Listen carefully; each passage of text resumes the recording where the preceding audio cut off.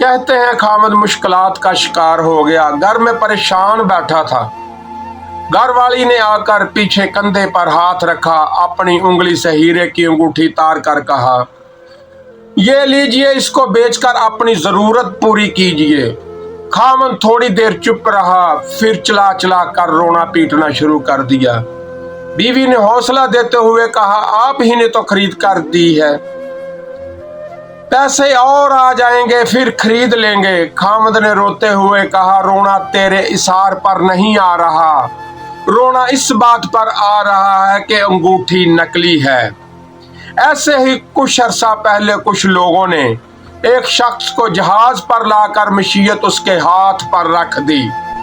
वो शख्स रो पड़ा। उन्होंने कहा, रोते क्यों हो? हमने अब ये सब कुछ आपकी काबिलियत के हवाले कर दिया है।